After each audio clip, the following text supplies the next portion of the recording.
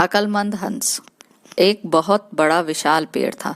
उस पर बीसियों हंस रहते थे। उनमें से एक बहुत सयाना हंस था, बुद्धिमानी और बहुत दूरदर्शी।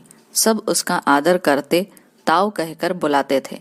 एक दिन उसने एक नन्ही सी बेल को पेड़ के तने पर बहुत नीचे लिपटते पाया। ताऊ ने दूसरे हंसों को बुलाकर कहा, देखो, इस बेल को नष्ट कर दो। एक दिन यह बेल हम सबको मौत के मुंह में ले जाएगी। एक युवा हंस हंसते हुए बोला, ताऊ, यह छोटी सी बेल हमें कैसे मौत के मुंह में ले जाएगी? सयाने हंस ने समझाया, आज यह तुम्हें छोटी सी लग रही है। धीरे धीरे यह पेड़ के सारे तने को लपेटा मारकर ऊपर तक आएगी। फिर बेल का तना मोटा होने लगेगा और पेड़ से चिपक जाएगा। तब नीचे से ऊपर तक पेड़ पर चढ़ने के लिए सीढ़ी बन जाएगी। कोई भी शिकारी सीढ़ी के सहारे चढ़कर हम तक पहुंच जाएगा और हम मारे जाएंगे। दूसरे हंस को यकीन न आया, एक छोटी सी बेल कैसे सीढ़ी बनेगी? तीसरा हंस बोला, ताऊ, तू तो एक छोटी सी बेल को खींचकर ज्यादा ही लंबा कर रहा है। एक हंस बड़बड़ाया, ताऊ अपनी अकल का रौब डालने के लिए अंट शंट कहानी बना रहा है। इस प्रकार किसी दूसरे हंस ने ताऊ की बात को गंभीरता से नहीं लिया। इतनी दूर तक देख पाने की उनमें अकल कहाँ थी। समय बीतता रहा। बेल लिपटते लिपटते ऊपर शाखों तक पहुंच गई।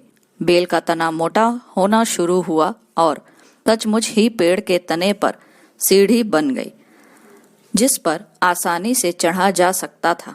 सबको ताऊ की बात की सच्चाई सामने नजर आने लगी, पर अब कुछ नहीं किया जा सकता था, क्योंकि बेल इतनी मजबूत हो गई थी कि उसे नष्ट करना हंसों के बस की बात नहीं थी।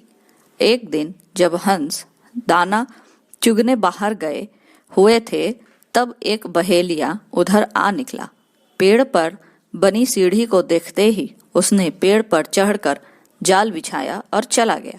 सांझ को सारे हंस लौट आए। पेड़ पर उतरे तो बहेलिये के जाल में बुरी तरह फंस गए।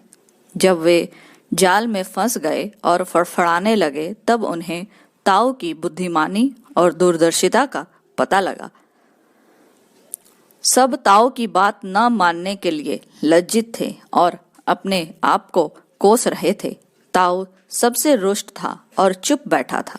एक हंस ने हिम्मत करके कहा, ताऊ, हम मूर्ख हैं, लेकिन अब हमसे मुंह मत फेरो।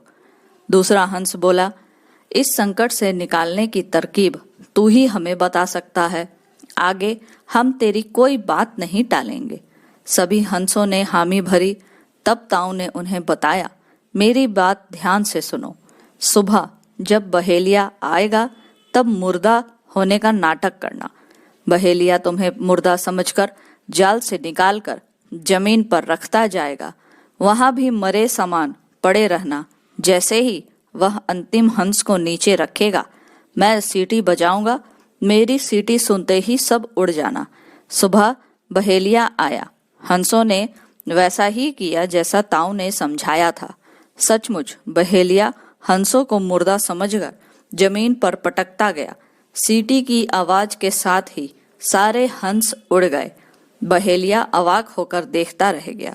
सीख: बुद्धिमानों की सलाह गंभीरता से लेनी चाहिए।